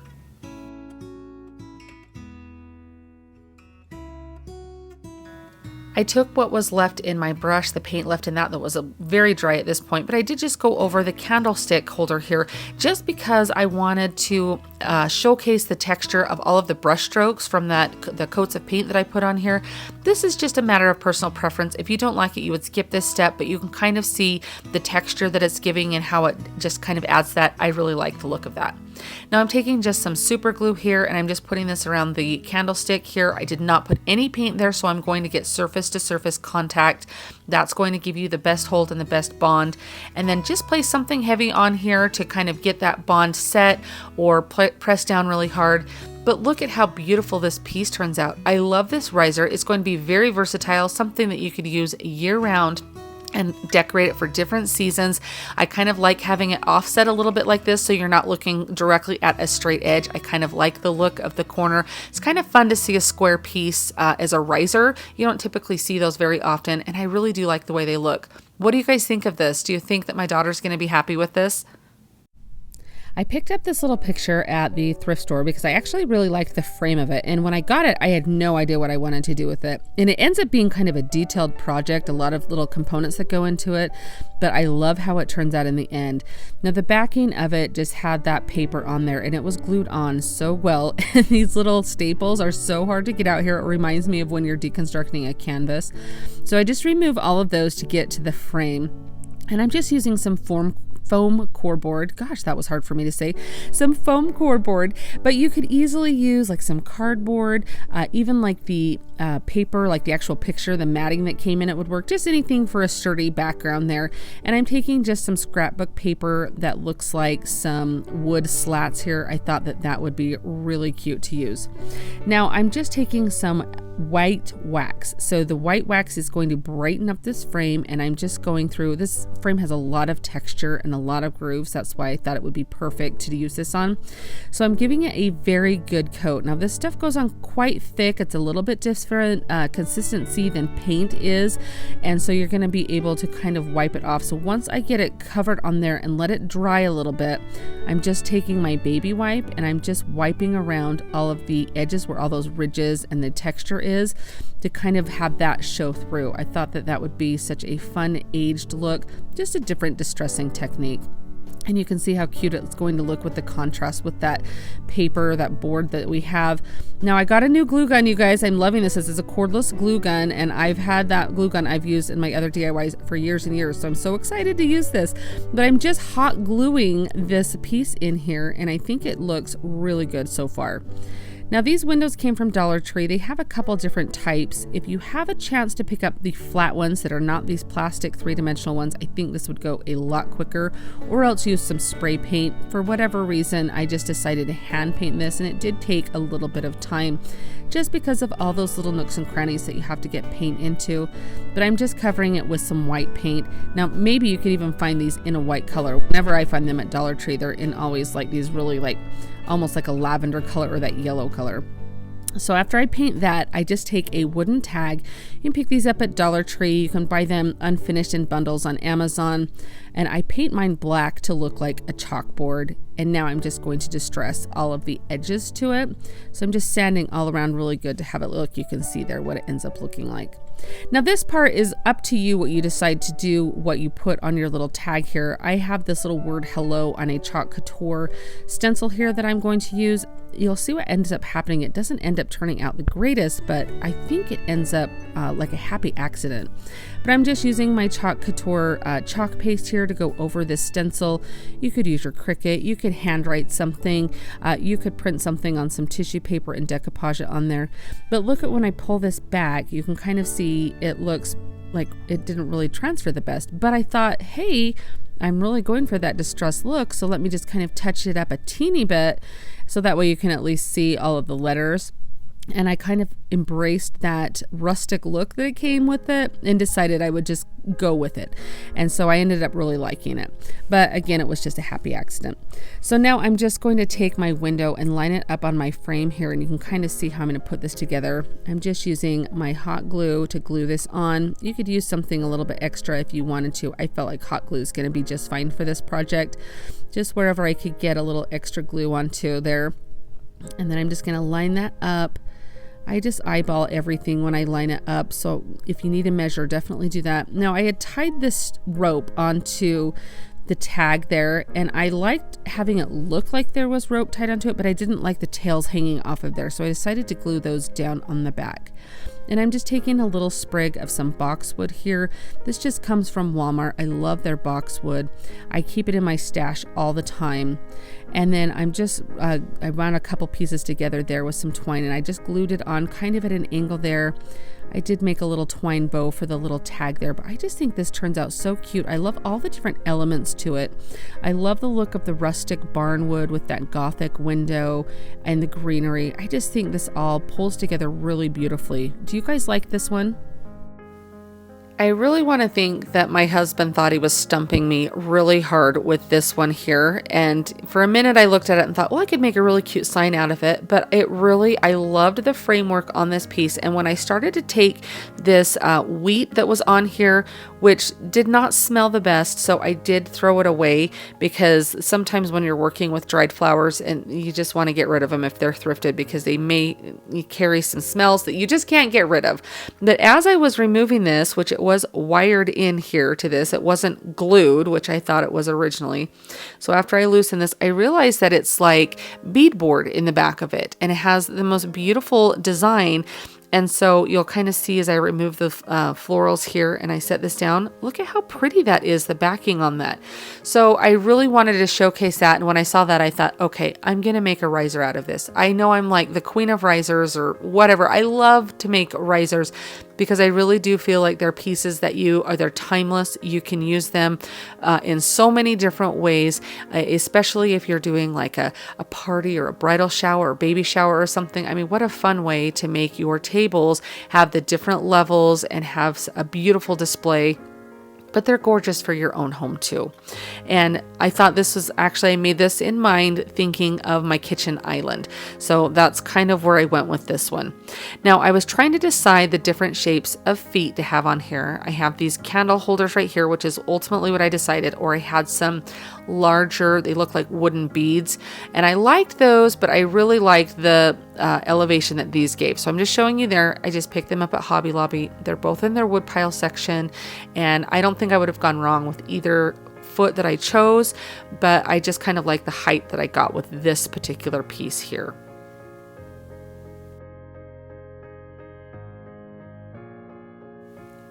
I'm just using some basic wood glue from Dollar Tree. Any kind of wood glue will work. It's nice because the feet are wood and the sign is wood, so you're gonna get like the best bond possible. I just let that dry really good, and then I'm moving on to the next step, which, if you remember, this had those two holes that were in the middle where that floral arrangement was being attached. And so I don't want that there, obviously. So I want to cover it with some spackling, and then I just let that dry and went in and kind of sanded it down to smooth it out. And you cannot tell that there were two holes there. It looks just like one solid piece. Now the color of paint that I chose is the Sage color by Folk Art, very similar to the Vintage Duck Egg by Dixie Belle. In my home, this is almost like a neutral color. I love this. It's a fresh feel color. It's not super bright or overpowering. You can match other colors to it very easily. I love the look of this, and I love the two-tone look of this color mixed with white. So what I'm going to do is paint the edge white, but I thought since it was already that dark brown, it would be fun to add a Crackle medium. So that's what I'm laying down here, is I just went around with this Crackle medium, and then I'm going to even this out with my brush. And then my instructions on the Folk Art one say to let it sit at least 30 minutes to dry. I usually let mine sit for about an hour or more. I usually move on to another project, go eat lunch, something. Just let it get really good and dry so you can make sure that the whole Crackle process works really well. It's kind of frustrating when you do a whole process like this that takes a lot of time and you've missed a step or done something incorrectly and it doesn't work. That's always frustrating. So I just make sure it gets a lot of time to dry. I didn't want any white paint splattering onto my beadboard, so I just taped that off. And then now I'm going in with my white paint. If you've ever used Crackle medium before, you'll kind of know what I'm going to go over here. But if you haven't ever done this before, don't be scared of it. It is such an easy process, but you need to remember that once you have started painting an area and get your desired coverage, you can go over about 3 or 4 times to get your desired coverage with your brush strokes, and then you need to stop and move on to the next area. Because what happens is the reaction starts to take place and your crackling starts to happen. And if you bump that paint or disturb it, it's going to kind of wipe off the paint that you've already put on there. And I mean, it like pulls it off in like a pretty decent amount. You can kind of see where my brush is right there, that I went over those areas and it peeled up the paint there. And that was just the edge of my brush just barely hitting that. It's very easy to go in and touch up once everything's dry, but if you can avoid it at all costs, you'll be much happier.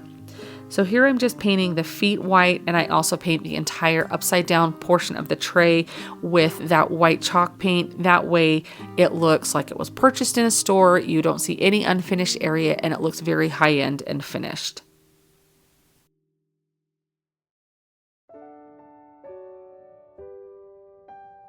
After the Crackle process has all taken place, I'm just going to peel back this tape here and reveal everything. You can kind of see where I got a little bit of white paint on there. It's just an easy fix. I'm going to touch that up. And then I also kind of dry brush a little bit of the white onto the beadboard to kind of help those little ridges and everything show up. But I think this turns out so beautiful. I love this. It's going to look so great on my kitchen island. I can change the decor out for different seasons. Just kind of a fun piece to take something that was a sign and turn it into a tray or a riser, a piece that you'll use year after year, season after season. I found this little ceramic egg little basket thing at the thrift store, and it reminded me kind of the shape of the Ray Dunn pieces that you see. It is very like 90s looking to me, so I decided to paint over it. I just did some white chalk paint and I painted all over the outside as well as the inside, even though you'll end up not seeing the inside, but we know that it's painted. And then I had to kind of prop it, since it is kind of an odd shape as an egg there. I had to prop it into something to get a good hold. And I just cut out on my Cricut the word egg kind of in that, it's called the skinny font. I can leave a link to it down in my description box, but it's kind of the faux Ray Dunn font, and I thought it would just be cute to have it say eggs there. You could easily trace this on there or do a Sharpie or something like that, or you could just leave it plain. You could also paint this any color that you wanted to as well. So I just take some Spanish moss and I just pile that in really good, and I pack it down really firmly. You could glue this in if you wanted to. I feel like once I get everything in, it's pretty secure. It's not budging or anything, so I'm not worried about it. But I did trim off the edges because I don't want that Spanish moss to really show if I can help it. So now I am just taking some eggs that I have in my decor stash. I use these to decorate or vase fillers or anything. Wherever I pick these eggs up, I just kind of keep a bunch on hand. So I'm just taking those and I'm gluing the big ones in, just gluing them to the Spanish moss. And then I will take some reindeer moss, which is that green spongy moss, and I am just tucking that with like a little barbecue skewer there, tucking that down in all around the eggs. If I feel like it needs some glue, I put some glue, hot glue down, and just cover it all so it looks kind of like a bed of grass. And then I go in with my smaller eggs, you can see there, and I just kind of glue those and tuck those in. So this just looks like a cute little basket of speckled eggs with that kind of reindeer moss to kind of give it that little green grass look. I think this looks so cute. I love the feel that this gives off, and I'm so excited to use it. I picked up this darling little bird cage and pedestal and apparently some glass beads at a recent yard sale that I went to. And I got a whole box of stuff for just a few dollars. And I was so excited about this bird cage because I loved the look of it and the structure of it, but I just the color was not doing it for me. And that's what's so fun about thrifting and yard sales is you get to find these structural pieces that you think, oh, if this was just a different color, I would love this, because things like that are so easy to change. Now I'm taking a wax candle and I am just putting it in the areas. You can see on this piece, there's some distressed areas already. That's how it naturally came from wherever this was originally purchased. And I don't want that green color to show, but I really wanted to have some of that brown distressed areas pop through. So I'm just very heavily taking this wax candle and rubbing it on there because I wanted to make sure that that was the areas that when I distress this, or I'll show you what I do here in just a minute, that those are the areas that pop and that come out, not the green. So I took this out to my studio and spray painted it. You guys have seen me spray paint a million times, so I didn't feel like I needed to bore you with that footage. But what I'm doing now, and I did just use a matte spray paint, but any kind would work. I'm taking my heat tool. I had a viewer tell me to try this with this wax method, and I really did like it. It turns out really well. I just hold my heat gun until it heats that wax up underneath the paint and it starts to melt, and then you're able to wipe away the paint, and then it will thus show that little distressed base there, where the brown was, not the green, because I didn't put any of that wax where the green was because I didn't want that popping through. There might be a little bit of green that comes through on one or two of these little areas, but you can't really tell. And you can always go in and touch it up with some paint if you really don't like it. But it was such a fun process to try. I've recently tried this wax method on another piece that I did recently in a video, and it worked so well. So I was very happy for this tip of using my heat tool to heat that up. And you can see I just hold it there to melt it. Just be careful not to burn yourself, obviously.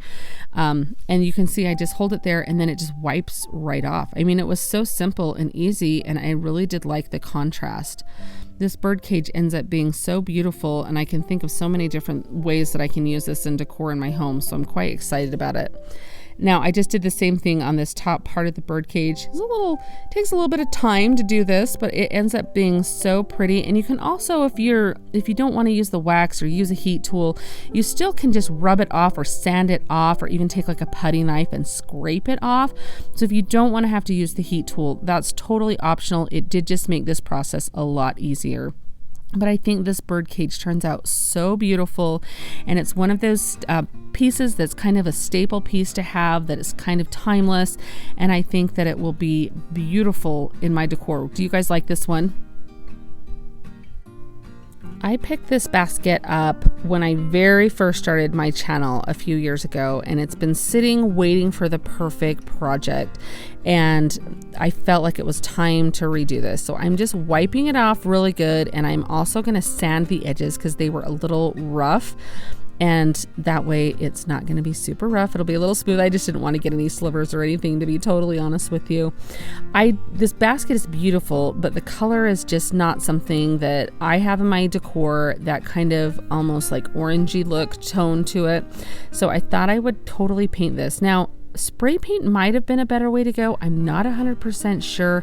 I just kind of started painting it with my chalk paint, and I used this chip brush to do it, which a chip brush just has those natural bristles in it there. So you may get a bristle or two to come out, but it's very good for distressing and adding texture, which is definitely what I wanted. So I paint the entire thing white. It did take a couple of coats. It did take a little bit of time. And I'm just going to take some painter's tape here because I really wanted to add a stripe to it. You guys know I love to add stripes to things, and so I thought this basket would be the perfect thing to do that with. So I just taped off a little area, was just kind of eyeballing what would probably look the best. And I'm taking my vintage duck egg from Dixie Belle. But of course, when you're doing your projects, you're going to be matching your decor. So definitely pick a color that would be, I mean, even just a plain gray, I think would be really pretty and really basic if you wanted to, or even like a cashew type color would be really pretty. So just a little color, but not a lot, something to add a little variation. But it's very easy on the basket here to kind of go over the areas with that tape there. The tape does a really good job as far as being a barrier. And I feel like where you have the weave of a basket, you've got a little bit of a buffer there in case you did go outside of the lines a little bit. But you can see it turns out pretty cute. And on the top, I couldn't come up with a good way to space my stripes, and so in the end this is kind of what I came up with, and it did end up looking really good. You'll see here, but I mean it's not the most even of stripes, but I distress it so it looks okay. No, I do go in and distress it though because I really did want to have that really aged look to this. That little bit of like this piece came from being around a really long time, has lots of stories to tell. And so I'm just going over with my fingernail file to really get that rustic look to this. And I even go over the basket part here. And you can see where all the weave of the basket is. It really does pick up that sanding and adds that really good texture for that distressed look. And I take my time and go through all the pieces. And on the white pieces, I will even sand those down to reveal some of the original color. And then I just take a baby wipe and wipe the entire thing down because you get a lot of dust and everything. And I even did the handles. You can kind of see I distressed around the edges of the handles. This piece distressed up so nicely, but I think it turns out so beautiful. I feel like this has such a good French country vibe to me. I love it. It looks like it could just be maybe even like an old sewing basket that like your great grandma maybe had, or just some piece. I don't know. I think this turned out so beautiful and I'm excited to use it in my home. And I will definitely use this one much more than I will the original color that it came. I have acquired some different mason jars, different shapes from different eras, and I love to use them in decorating. Now, if you don't have any of like the antique mason jars or anything, that's totally fine. You can even just use a regular clear mason jar or any other kind of like vessel that you want to put flowers into. But I'm just cutting a piece of cardstock down that will fit into the middle and making a tube out of it. And I just use hot glue and tape. Now, if you have a paper towel holder that you want to use to do this, that would be perfect. I just didn't have a paper towel holder and I didn't want to take all my paper towels off of it. So I just thought, you know, I'm just going to make a little tube and do my own, and it worked out perfect. So I just slide that down in, and then I just add the candy around it. I'm doing some little jelly belly or jelly beans here. And then I just have some little bouquets of flowers, but you could use Dollar Tree flowers. You could use whatever you wanted. So I do one of each size, so that way I have one of my smaller jars and one of the taller jars. And at our house, we love to do the jelly beans, but we also love those Cadbury chocolate eggs. Those are my favorites. How about you? Do you have a favorite Easter candy? I mean, I like most candies, so I'm pretty easy to please, but let me know down in the comments what your favorite Easter candy is. I would love to see all of the different types that you guys all like. So with the smaller jar that I did with the jelly beans, I was able to just slip the tube in and pour the jelly beans around that. Where this jar is a little bit taller, and I feel like the mouth, it was just a little bit more awkward than the smaller one. So I put my flowers in there and then poured the candy in around it. So either way is totally good. Didn't these turn out so cute? I just love them. It's such a great hack to have for different holidays, to do different types of seasonal candy and everything in them. And they're so fun. And plus you have a little bit of a hidden treat that you have if you need some chocolate. I recently found these little thread bobbins here, and I found a bunch of them at a little store that I went to, and I thought they would make the most perfect carrots. Now, my mom has decorated with things like this for years, and I have some that I do decorate with, but I thought if I made them more kind of like a spring type theme here, I would probably use them a little bit more, like it was something that I would look forward to getting out. So you could even leave them their original colors if you don't want to paint them, but you guys guys, I love how these turn out. And so it's something that I'm going to use a lot more this way than if I hadn't painted them. So I'm just using some orange chalk paint, and I just do the first one I painted with just the traditional pumpkin Waverly chalk paint. This next one I added a little bit of white to it to brighten it a little bit because I really wanted these little carrots to have some contrast. I really wanted these to kind of have an earthy vibe, look kind of natural, you know, just like a little bundle of carrots that you picked up at the farmer's market. And the other one I did a really kind of sparse, messy coat almost, so you could still see these were a green color that they had on them before, and so you could kind of see that green on the ridges there. And you can see when I dry these with my heat gun here, you can kind of see how those colors take shape there, and I love the variation here. And then I do go over the two that I did with the heavier coat. I give them both a second coat because I wanted some really good coverage on there. And I just there's like a little brass or metal part on the end of these, like on the tip, and if I got any paint on there, it was really easy to wipe it off with a baby wipe, so just keep that in mind. And then here's just the regular orange one, and then I went in on my one that was the full orange color. I did antiquing wax here. So this is just the brown antiquing wax from Waverly, and I give it a really good coat all over with a brush. And I wanted to make sure it went into all those little ridges and everything. And then I took my baby wipe and I would come in and wipe it off. So that way it gives it a really good, it's going to kind of take it off, but not all the way, because it's going to stay in all of the ridges and all of the chalk paint. Like it's going to kind of go into all of the little divots and everything in the chalk paint. Now this is some white wax. I've never used the white wax before, but I've seen a lot of people use it and I love the effect. So I picked some up last time I was at the craft store, and on that lighter pumpkin, I'm taking that and painting, or not pumpkin. I'm thinking pumpkin because of pumpkin chalk paint, but these clearly are carrots. Oh my goodness. So I paint it all over the carrot, and then I'm just wiping off all of that white wax. And you guys, I love how this looks. I'm so excited to use this on some other projects. And then this one I kind of went up over that end too. I just love the way that it was brightening this up, and again, it leaves it in all of those ridges and everything. You can see how they're lined up. They all look very different, and I love how they contrast. Now this is just some greenery from Hobby Lobby that I picked up. It's over in like their faux fruit and veggie section is where I found this, and I felt like it looked a little bit like the ends of a carrot. Maybe not, I don't know, but in my mind it did, so that's what we're using. So they fit right down into these little spools there, so I just use a little bit of hot glue. You could use another type of glue too if you wanted. I just love the, how quick and fast hot glue is. So I just shoved that right down in, and that is it. I mean, that is so simple on these. And look at how cute those are. I mean, they really do look like carrots. It's almost like they were meant to be that way.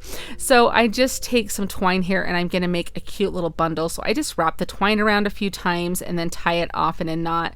And I kind of wanted them a little bit, not quite stacked right on top of another, but I have that top one kind of askew a little bit there, and then just tie that with a knot. Now I did have this little teeny tag that I had from a laser project I had done that it was left over, and it just says 25 cents each on it, and I thought that would be so cute to stain with some antiquing wax and tie on there.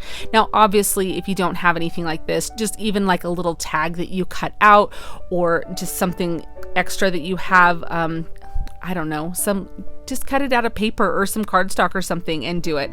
But I just thought that was so cute to have that on there.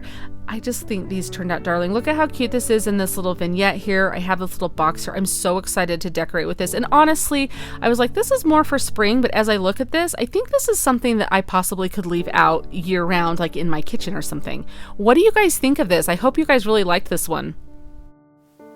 I picked this little tray up at a garage sale or yard sale, and it looks like there's been several different like DIY projects done with it or something. I mean, the back was one color, the top clearly had these painted stripes on it, so we're gonna make it over to be an Easter tray. And I started with giving it a couple coats of a brown paint here. You can do any color you wanted as the base. We're gonna use this Crackle finish here to make this have a really fun crackle texture to it. And so whatever your base color is, when the cracks appear with your paint, that's what color is going to show through. So you could do, use your imagination. The end is limitless of what you decide to do. But I really liked this brown color, and that's kind of what I'm going for here. So I just put a thin coat of this Crackle coat all over, and I do the inside of my tray and the outside of my tray. And then the trick is to let that dry completely. Let it sit for an hour or two if you can. And then I'm going in with my top coat, which I'm just using a white. And the trick to this is the reaction starts happening very quickly when you start painting. So you want to be very careful to not go over and disturb the paint that you've already put down, because once that reaction starts happening and you go over it, it starts to like slide the paint off. I actually end up doing that here in just a moment, so I'll show you in just a second kind of what I'm talking about. There is a fix for it, but it's just kind of annoying to have to go over and do that process. So if you can, just work really quickly with your coats of paint here. You can kind of see I'm getting all the edges here, but just once your paint's down, you're kind of done. You don't go back over that area again. You maybe have like a 10-second window to go back over it, but just try not to do it. But I go all over the entire tray. Now see down here, I had gone over it and that paint just starts to slide off of there. So the reaction had started happening. I went back to kind of touch up a little thing, and even with my brush, I'm like, well, what if I do it this way? No matter what I do, it just keeps getting worse and worse. It starts to get clumpy, things like that. You can kind of see. So I'm like, dang it, what am I gonna do? So the best thing to do is stop at this point and just leave it, and then let it dry completely. And then what you're going to do is you're going to go back in with that base color and just go over that area. So you can just see I'm getting that brown, and I'm just going to go over that little spot that I kind of smudged up there. I'll just do the process all over again. So I'll just let that one little spot of the brown paint completely dry once I get that done. And then I'm going to go in with my Crackle coat here and go over the top of that, just the same as before. And then it blends in perfectly. So, and then I just go in with my coat of paint after all these have dried. And then it's just going to, and then you just kind of stop and be like, okay, I'm done. I'm watching this making myself nervous. Like, why am I painting more on it? But you just want it to kind of be done. It will crackle. I dry it here, and you can just see it will blend in perfectly with everything. That's what is kind of fun about this process, is it can be forgiving. It's just annoying when you have to do that. So now today's the day, you guys. You guys have been telling me for months now to try this decoupage technique where I use my little heat press or an iron to get my tissue paper design to adhere. Today's the day we're going to try it. So I just take a piece of tissue paper and I cut it a little bit larger than my sheet of paper so I can tape it on the back like this. Now that's because I want my design to be printed as big as it can. So I'm wanting the front side of my tissue paper to not have any tape or anything on it. And I'm just showing you with painter's tape, but you don't have to use painter's tape. You can use Scotch tape. But we're going to feed this through my printer and print a design on it. And so you just want to make sure that all of your edges are completely taped down, that there's not going to be any flaps, because if anything catches in your printer, it's going to tear the design. So just make sure that there's no like loose edges or anything. So it really is necessary to tape it up like that, at least in my experience. So, and then we're left with this nice piece that has a tissue paper on just normal paper. And I'm going to feed this through. You just want to make sure you know the orientation of your printer. And I just have a regular inkjet printer. It's not a fancy printer at all. So while that's printing, I'm just taking some Mod Podge and I'm putting this all over my tray, and I'm just making sure I do a nice thin coat of it. And then once I get that on, I'm going to set this aside and let this dry completely. This is totally foreign to me because I've never tried this before, so hopefully everything turns out okay. So now you can kind of see that there's a few little smudges from the printer, but it didn't affect my design, so it's totally fine because we're going to take that out actually. And so I'm just kind of going to take this off, and I was able to rip mine or tear mine here, but just be really careful not to tear your design as you're getting this off of your paper there. But you can kind of see how there's a little bit of negative areas there, like the white. So I want this fairly close to my design. So I'm just using a brush with some water on it, and then I'll be able to tear that away, as you can see here, just very delicately. And this is going to give you kind of a raw edge. So it's going to not be like a definite edge that you get with a scissor, like that crisp, clean edge like that, because then you'll be able to see that on your surface. Where if you have a natural edge like this with some like fibers and stuff like this, it blends in so much better to your surface. Now I'm going to place this down, and my Mod Podge is completely dry, and kind of center this exactly where I want it. My hope is that when I lay this down and put this on, that all of those cracks on the paint come through looking like this design was painted on there and it is cracked as well. So I just start using my hand and smoothing it out a little bit, and already I can tell, okay, this might work, because it's starting to kind of like not really stick down, but it definitely is held in place. And so I'm just taking, I have a mini heat press, and I bought this on Amazon. I can leave a link in my description box for you, but a regular iron would work too. This is just nice because it's kind of little and can get right into all these little small areas. And I'm just going to go over this. And you guys have all told me that I'm going to love this process. It's going to work so great. And you guys were totally right. This is amazing. Apparently it just heats a little bit of that Mod Podge up, and it just sets this design down with no wrinkles, nothing, no tearing. You don't have to worry about using any like cling wrap or anything, or saran wrap or plastic wrap, whatever you guys call it. But it works so nice. And I'm just going over all of the edges, just very lightly, because I still don't want to tear my design. So I don't know where this is my first time. Maybe I'm being a little too delicate. I don't know. But I'm just going over all of the edges and making sure that it is completely down and flat and smooth. And as you can see right there up close, that crackle is coming through on that design. So it literally looks like this design was painted on there and that crackle came through. That's what is so fun about using tissue paper, is because of how thin it is. And I love the way that this looks. Now to seal this, I'm just going to go over with some Mod Podge, just very carefully.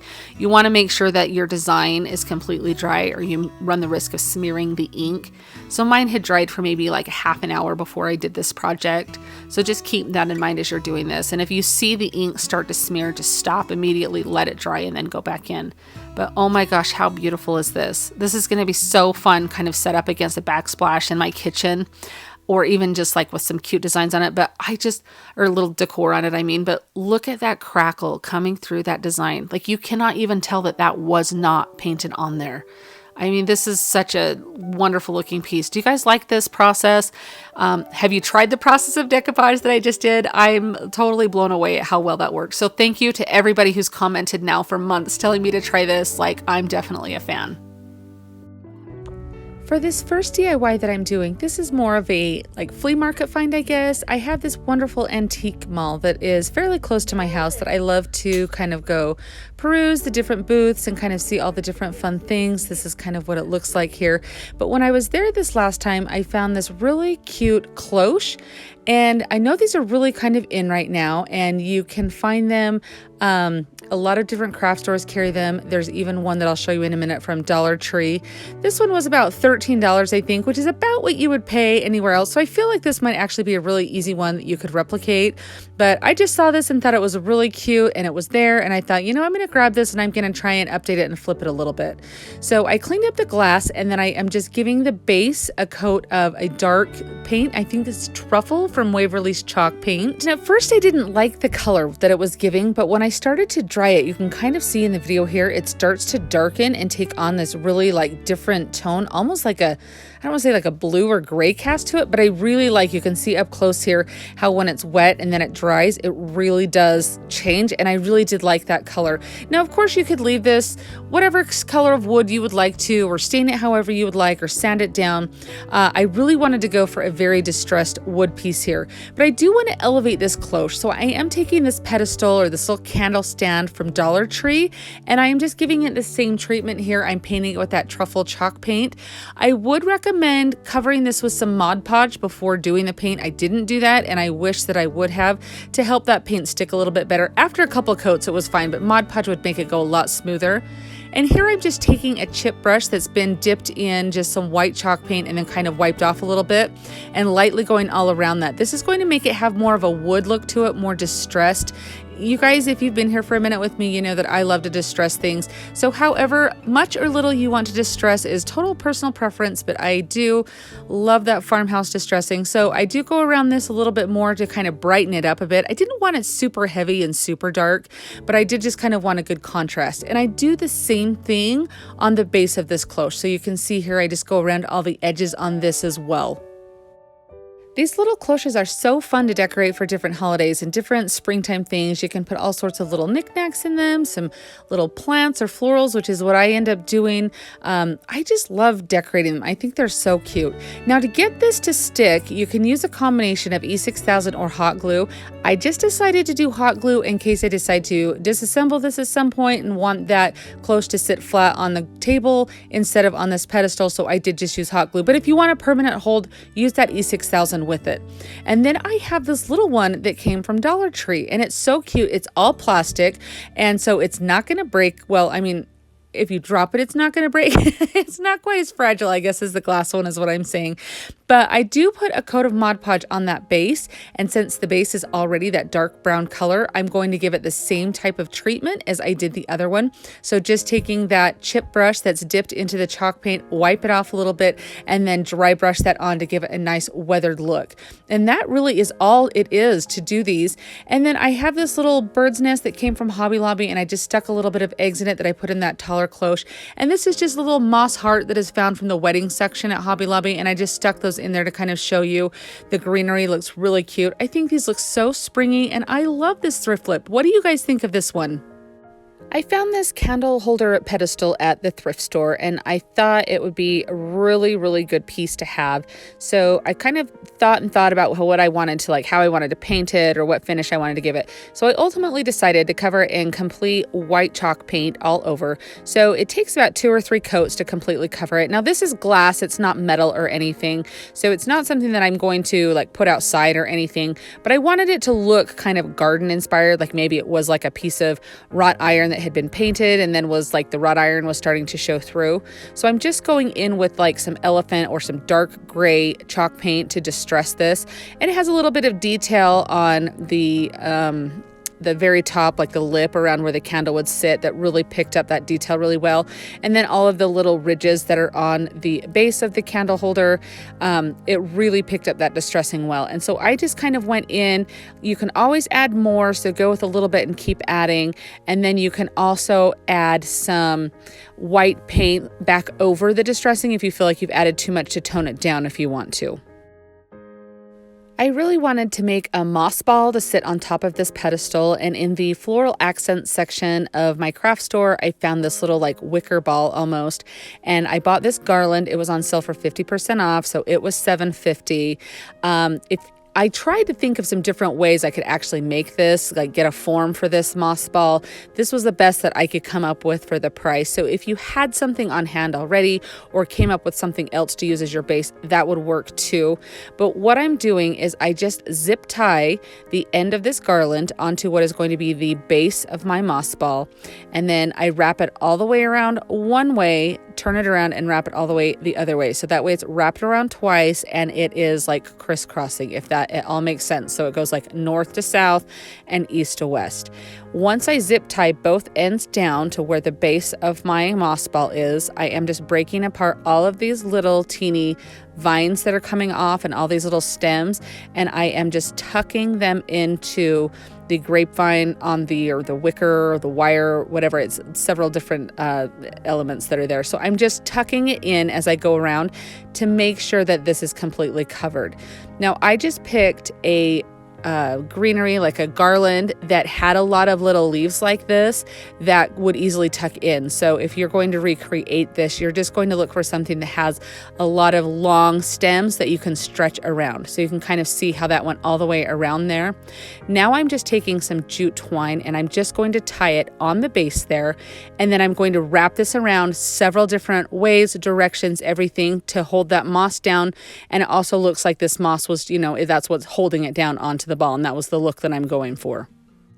And I go around maybe like 15 times or more. I mean, it's quite a few times that I go around. And if there's any pieces that are really sticking out that didn't get tucked in, I make sure that the twine is tucking those in as well. You can kind of see, I'll go back over and make sure that that goes on those.